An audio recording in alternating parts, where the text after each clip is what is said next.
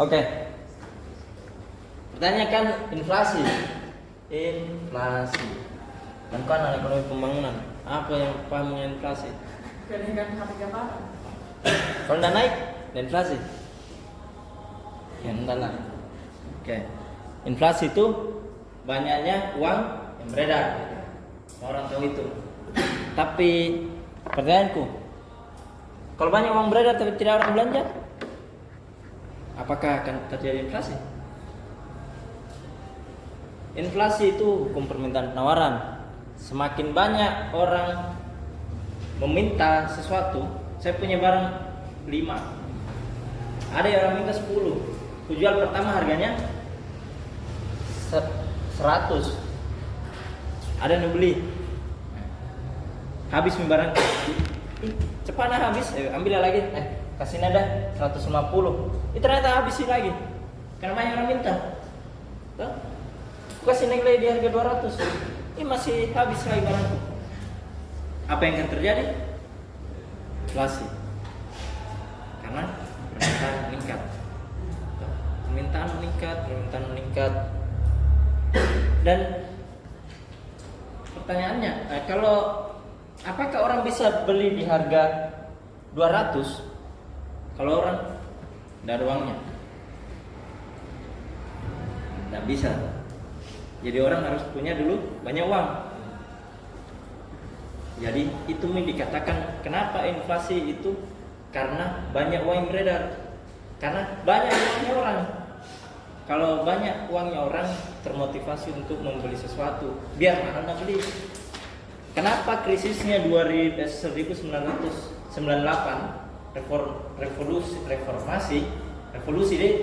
revolusi orde baru ke reformasi itu sampai chaos, dan krisis di 2021 mengenai bahan bakar yang naik, tapi kenapa tidak ada yang chaos? Karena dulu pas ini barang dikasih naik semua, orang tidak ada uangnya. Beda sekarang, naik di barang, orang santai-santai karena banyak semua uangnya orang. Ya gitu. Jadi apakah dengan mempertahankan perusahaan di tingkat inflasi yang semakin tinggi? Orang yang berbisnis kalau inflasi itu nggak suka lah. Contoh kalau begini, saya punya 2010, ini 2022, saya punya tanah hargai 100 juta. Sekarang masih mau dihargai 100 juta? Enggak. Itu saya bilang tidak. Sebagai pengusaha, saya suka inflasi. Tapi mungkin yang tidak paham kan karena kita customer, kita orang yang Indonesia kan istilahnya itu customer, maksudnya bukan negara produsen. Karena 87% pendapatan negara itu dari pajak. Pajak dari mana? Kawan-kawan kalau beli tas, beli air, semua yang kawan-kawan lihat di sini ada pajaknya. Pertanyaannya, kenapa bisa sebesar itu dari pajak? Karena kita sangat konsumtif. Kita orang beli, lebih banyak orang punya mobil dari punya rumah. Karena hanya negara berkembang itu yang banyak mobilnya. Negara maju tidak ada pakai mobil. Nah di Eropa orang jalan kaki, naik angkutan umum. Pertanda negara berkembang itu banyak mobilnya. Itu. Karena uangnya nak pakai konsumtif. Kalau di Jepang uangnya nak pakai produktif. Dia nak investasikan ulang. Di era semakin meningkatnya, contoh ya mungkin yang terbayang, bukan kita bisnis, naik bahan baku, naik ini semua, nanti tidak semakin laku. Kalau selagi uangnya orang masih banyak, yang keragu kenaikan harga. Jadi itu, atau bagaimana sih terbayang? Indonesia 87% dari pajak pendapatannya. Timor Leste 90% itu pendapatannya dari petroleum fund. Jadi dia punya perusahaan besar yang mengeluarkan minyak banyak, dan pendapatan negara 90% disumbang dari minyaknya, bukan dari pajak. Jadi walaupun negaranya orangnya tidak ada, orangnya bodoh semua, tidak ada orang belanja, tidak ada uangnya, tidak penting. Karena negara mendapatkan 90% pendapatan dari minyaknya. Yang penting minyaknya masih keluar terus. Jadi di sana pendidikan sangat rendah, pemerataan ekonomi juga rendah apa di sana. Nah, kenapa di Indonesia kuat sekali mengenai subsidi, mengenai pendidikan, kesehatan, upah ini? Karena kalau orang tidak sehat dan menghasilkan uang, negara tidak bisa dapat pajak dari kau beli sesuatu. Gitu. Itu.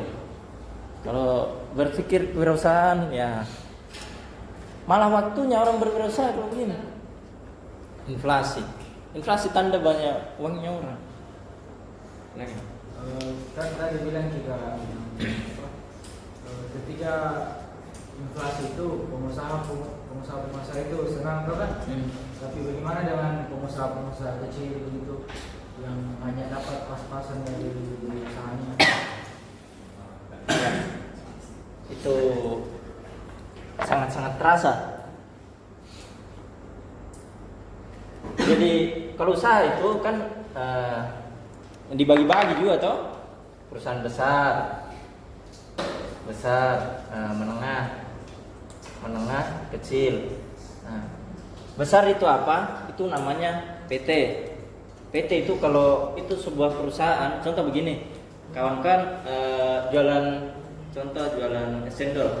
Satu hari bisa menjual contoh 100 cup es cendol, itu kalau dikali 10.000 itu 1 juta.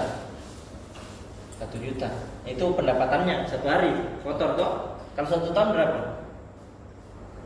365 juta. Toh? Itu masih masuk di kecil. Karena 365 juta per tahun. Kalau sudah menengah itu di atas 500 juta sampai 4,99 miliar per tahun. Itu dalam bentuk CV. Nah, kalau besar 5 miliar sampai tidak terbatas. Itu tidak terbatas. Itu PT. Ini benar-benar kecil. Penjual kue koke 1 juta pendapatan satu hari. Tidak. Enggak. Mami itu. Nah, konteksnya yang menguasai pasar siapa?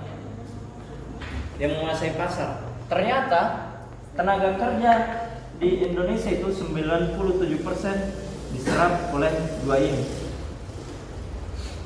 Ini hanya 3%. Ini perusahaan-perusahaan besar ini siapa? BCA, BRI. Ada 600 perusahaan atau sekitar 6.000 perusahaan. Ya pertanyaannya, kenapa dengan inflasi kita menjerit? Ya karena banyak sekali, 97%. Mungkin kayak bapaknya Vista, ini masih segini. Belum mungkin sudah sampai 5 miliar per tahun omsetnya. Enggak tahu. Atau ada nih di sini yang punya keluarganya family business. Gitu. Jadi berwirausaha di tingkat kecil itu di tingkat inflasi ya terasa. Karena orang Indonesia banyak di situ.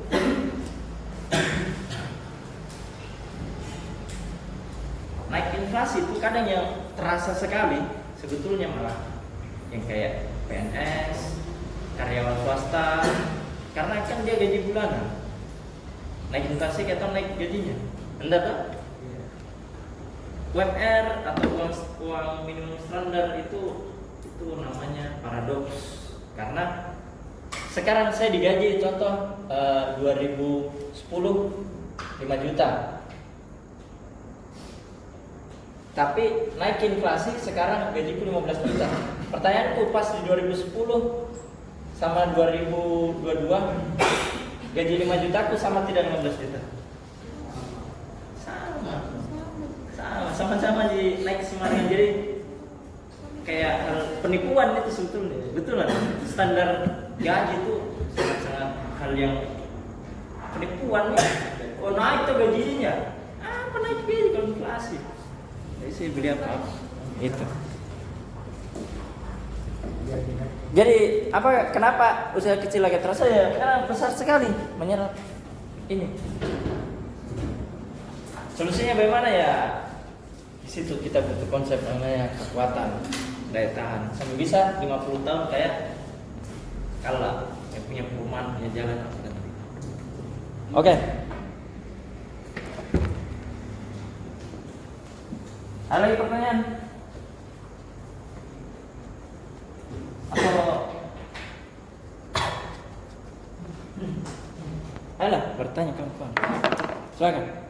Terima kasih atas kesempatannya. Perihal startup yang tadi itu Kak, seperti apa? Belakangan ini banyak orang-orang yang turun ke bisnis ini startup dan faktanya di lapangan yang kita bilang tadi ada sekitar 80% yang tidak berhasil atau di tahun pertama gagal. Bangkrut lah. Apa yang menyebabkan itu Kak? Atau karena kurang ilmunya atau ada faktor dari luar, semisal dengar omongannya motivator yang sudah mentominai di atas dia atau apa Kak? Kenapa? Begitu deh. Nah, kedua, apa menjanjikan itu bisnis startup Kak? Kayak ada nilainya begitu. Bertanya menjanjikan atau tidak begitu ya. Kira-kira begitu. Oke, terima kasih. Karena kita bahas kewirausahaan, jenis dengan usaha. Kenapa banyak gagal startup? Pertanyaanku, kalau ada itu biasa box pinggir jalan jual IT apa? Kalian tahu kalau itu 95% gagal di tahun pertama. Karena konteks kewirausahaan itu kita harus pegang namanya ya komitmen. Karena itu kenapa di sebuah organisasi, perusahaan kan organisasi juga. Kita bikin usaha itu ada karyawan apa itu kan organisasi. Kita harus punya namanya visi dan misi. Apa tujuannya kita buat usaha itu? Profit? Apakah untuk bisa jadi supplier contoh boba depan di Makassar? Kadang ya saya mengutip dari beberapa berita bahwa kadang jatuh di sini. Kita tidak tahu tujuannya, kita contoh di Polsek lah kawan-kawan, nggak tahu tujuannya kemana, pahamnya mau kemana sampai kawan-kawan mau datang sampai jam segini. Visi misinya yang belum kuat, karena startup begitu. Oke, contoh saya buat startup, saya punya namanya Tani Sulsel.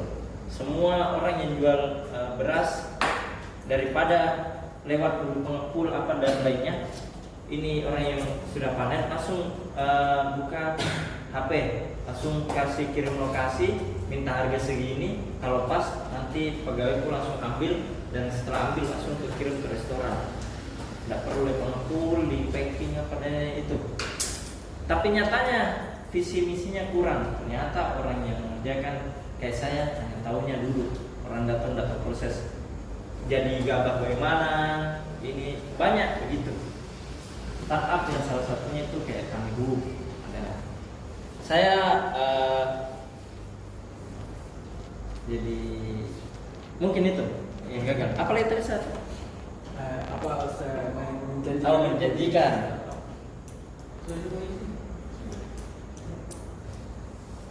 Menjanjikan si janji. Gimana rasanya yang kasih janji? Kayak begitu. Kita menjanjikan, kita kayak diharapkan janji yang baik kalau bikin usaha. Tapi kan kadang janji kita tetap dipegang manusia yang mulutnya itu satu, tapi keluarnya banyak. Beda-beda, besok begini. Jadi ada kadang orang berubah. Apakah perusahaan seperti manusia sama? Karena sama juga. Apakah menjanjikan? Contoh, saya kemarin kerja di perusahaan namanya Kantong Pulsa. Saya bandingkan saja. Ini startup karena tidak ada di HP di semua. dan ada namanya Clarion Hotel, Claro Hotel. Apa yang buat sama ini? Dia bisnis hotel, ini bisnis jual pulsa. Saya buat kesimpulan bahwa ternyata saya pernah jaga pajaknya Claro Hotel. Itu satu hari omsetnya dia 300 jutaan. Kita kan tahu pulsa berapa omsetnya satu hari? 350 jutaan. Yang tidak ada, tidak perlu gedung, tidak perlu parkiran, tidak perlu apa? Ya tidak perlu ini, tidak perlu semua. Yang kuliah catering dan lain-lainnya. Ini besarnya cuma ya kan saya kantor pulsa kan sewa server di luar negeri. Sewa server luar negeri sudah nih. Aplikasi jalan kok beli pulsa harga 100.000 toh itu cuma 97.000. Yang kau beli 97.000. Tapi perusahaan itu sebetulnya belinya cuma 96.000. Jadi untung 1.000. Nah, pertanyaanku kalau satu hari 1.000 dikali 21.000 transaksi berapa ini? 21 juta. 21 juta keuntungan bersih. Oh dapat dari mana 21 juta? Startup bisa begitu. Apple keuntungannya itu 1.000 triliun per tahun. 1.000 triliun. Indonesia menjalankan Indonesia kok dibangunkan jalan, dibangunkan ini. Negara itu hanya dapat 2.700 triliun dari APBN. Saya pernah jadi petugas pajak Makassar. Satu hari itu mendapatkan uang 6 miliar satu hari.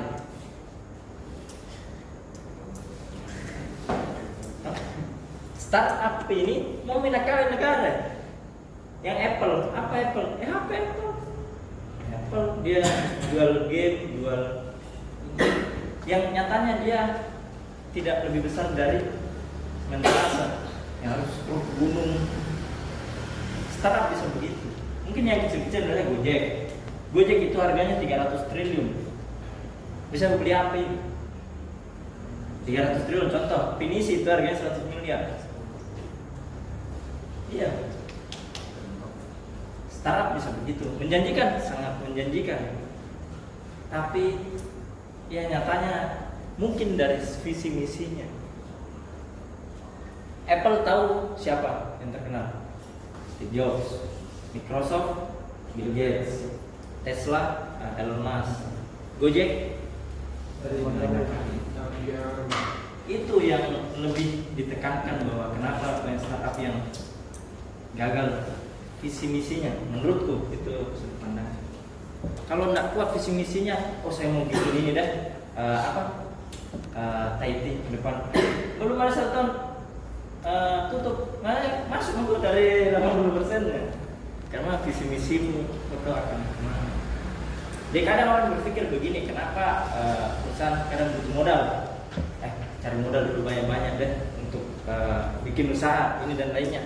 Tapi nyatanya kalau kita benar-benar tahu konsep berwirausaha, bukan modal, tapi organisasinya atau manajemennya. Tahu CFC sama KFC? Apa bedanya? Sama-sama ayam tuh, Lazuna sama-sama ayam. Tuh, sama-sama crispy, sama-sama ini. Tapi kenapa lebih besar KFC? Karena manajemennya. Apakah kalau Lazuna langsung dikasih kembangkan ke Lazuna kasih ke 1 miliar? Bisa manajemennya Lazuna? Belum tentu. Beda. Jadi merasa bisnis itu dari manajemennya ke orang yang memegang itu visi dan misi sebuah perusahaan, termasuk konsep. Mungkin kamu kan nanti buat konsep store dan lain-lain. Begitu. Kalau gagal, kan pernah gagal kan? Itu tembak orang gagal. Galau pergi batu-batu, buat story, sunset gitu. Terus ada seorang gagal tuh. Kadang ini namanya bisa Bob Sadino atau KFC lah. Pendiri KFC itu umur 65 baru bikin KFC. Karena dia mencoba jual KFC, tidak ada orang mau. Tapi memang butuh usaha, butuh gagal, butuh ini. Jadi kalau kan siap mau kaya ya siap dia gagal. Jadi kayak tadi mau investasi ke kripto ya siap gagal juga. Bisnis. Gitu, berusaha.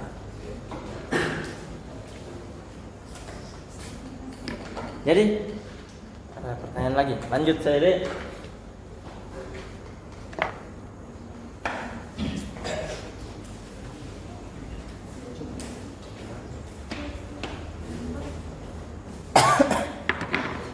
Oke, selanjutnya itu tujuan. Ini tujuan berusaha. Kewirausahaan. Tujuan berwirausaha kadang bukan sekedar mau ke 1000 triliun ke 2000 triliun, tapi kita harus lebih bermanfaat. Salah satunya itu mendukung usaha kecil. Ini contohnya kayak begini. Dibilang negara maju itu kalau bukan maju ya, bagus kalau wirausahanya atau perusahaannya itu sudah ada 2% dari jumlah penduduk. Ya contoh begini menghitungnya. Contoh Indonesia berapa penduduknya sekarang? 270 juta. 2%-nya berapa? 5,4 juta. Tuh? Iya, 5,4 juta lah, 2% ini. 2%. Nah, kenapa ini penting untuk kita punya di Indonesia 5,4 juta perusahaan CV, PT atau usaha kecil? Karena berpikirnya begini. Kalau 5,4 juta bisnis, satu usaha mempekerjakan paling tidak 4 orang atau 10 orang lah. 10 orang tuh 10 dikali 5,4 54 juta orang bekerja. Tuh? 54 juta orang bekerja ini 20%. 54 juta orang bekerja itu kalau 20% jadi kayak begini. 54 juta itu 1 yang tidak bekerja 4. Nanti kan? Artinya kalau kita punya 2% wirausaha atau perusahaan itu bisa mempekerjakan 54 juta, yang dimana satu orangnya ini bisa menghidupi 4 orang. Kita punya anak 2 dan istri 1. Paham toh? Jadi kenapa kita tujuannya bukan sekedar cari uang, tapi membuka lapangan kerja seluas-luasnya. Minimal kita bikin punya CV atau perusahaan di Indonesia itu jumlah 5,4 juta perusahaan, karena bisa satu perusahaan biasa isinya 10 orang. 10 orang itu bisa menghidupi keluarganya. Jadi apakah penting untuk berwirausaha? Itu penting. Jika kan bikin usaha, grocery store, karyawannya kawan-kawan, dibikin pacarnya. Nah, tidak begitu. Tanda minta orang tua. Apakah kalau misalnya punya CV. CV ya itu. Jamin ini usaha atau gimana? Hah? Jamin ini usaha atau gimana? CV itu begini. Nah, contoh ada sini apa pernah aku jaga ini? Ada Pancios. Mbak Daeng. Tahu Ji Mbak Daeng tahu? Mbak Daeng itu saya pernah audit pajaknya. Dia itu punya 7 cabang. Satu cabang itu kurang lebih satu hari dapat 15 juta.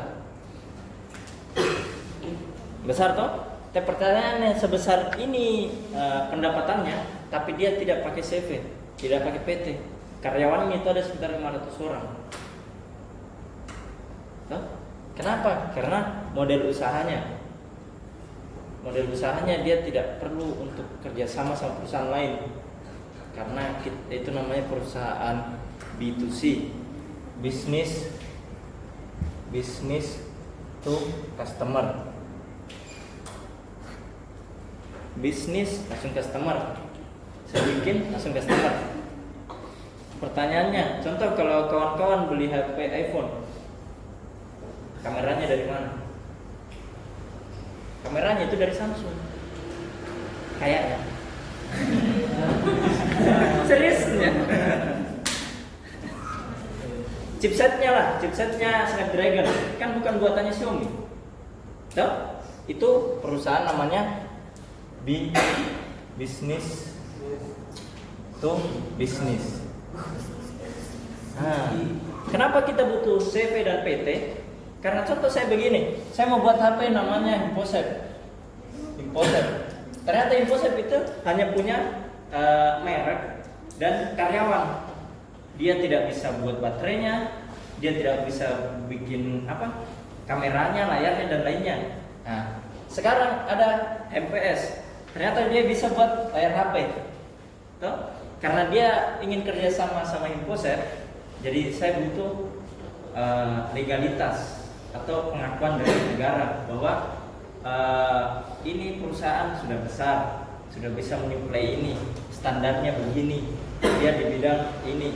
Nah, Imposep dia tidak mau saya terima, kami dah kerjasama. Nah, ini saya bisa buat begini, tapi dia tidak diikat sama negara.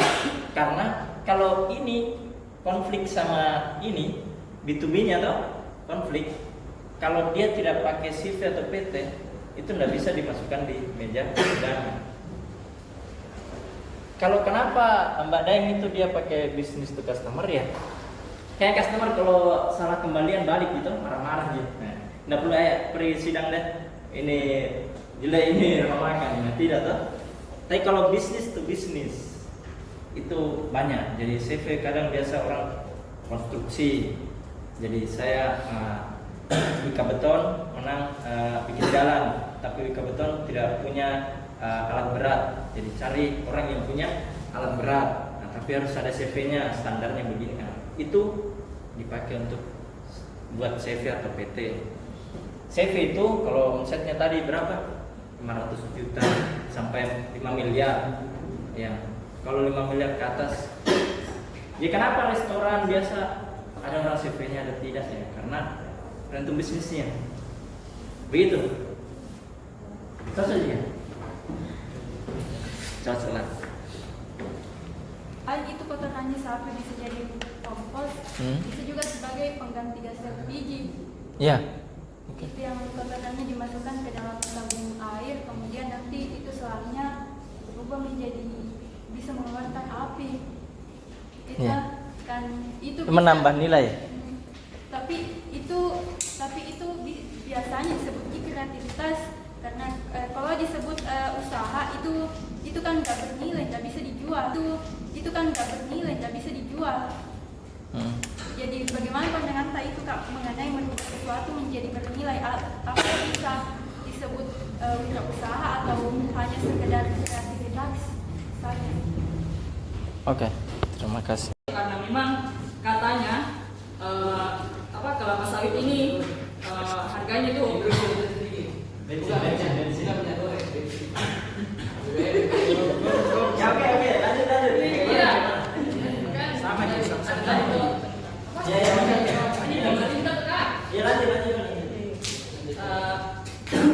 karena memang kelapa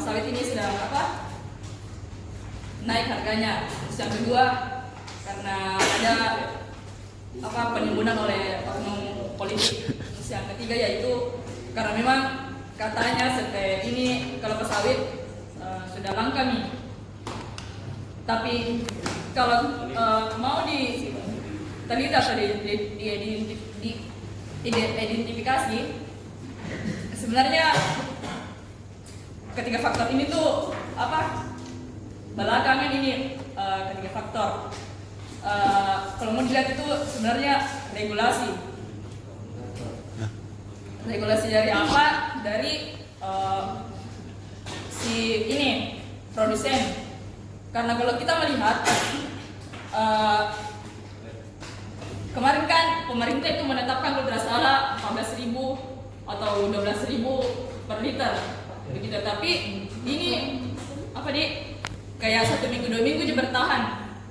Jadi bisa dibilang pemerintah ini kalah sama produsen. Kan minyak ini adalah sumber daya alam yang tidak dapat diperbarui toh. Jadi kalau ini kan produsen maunya menaikkan, kalau pemerintah maunya menurunkan ya. Kalau produsen sudah bilang ya udah saya stop saja ini produksi. Jadi mau apa ini pemerintah kalau misalkan stop ini produksi si produsen ini. Jadi masuk akal juga kalau misalkan dibilang salah satu faktornya adalah regulasi.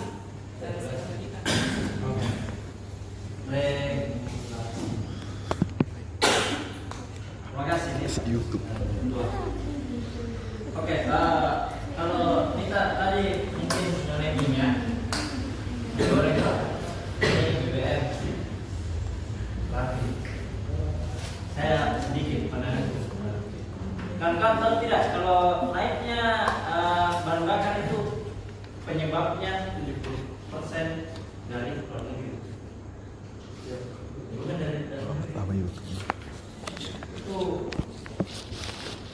bagaimana memahaminya? Jadi kadang orang mau berurusan begini, kenapa mau urusi ekonomi luar negeri? Di Indonesia itu masih banyak kemiskinan, masih banyak pendidikan yang kurang tuh. Tapi masalahnya masih banyak orang nggak dapat BBM murah dan lainnya. Pertanyaannya yang jadikan pendidikan kita rendah, kesehatan rendah, itu tidak lepas dari pengaruh luar negeri. Jadi kita harus paham dia itu geopolitik, geostrategi, geoekonomi, bahwa ternyata perekonomian di Indonesia sampai ada ekspor apa semua kan dari luar negeri. Dia harus kuat di sisi situ. Apakah BBM naik gara-gara memang pemerintah? Sebetulnya BBM itu tidak naik, tapi subsidi yang berani. Beda sama itu berdoa.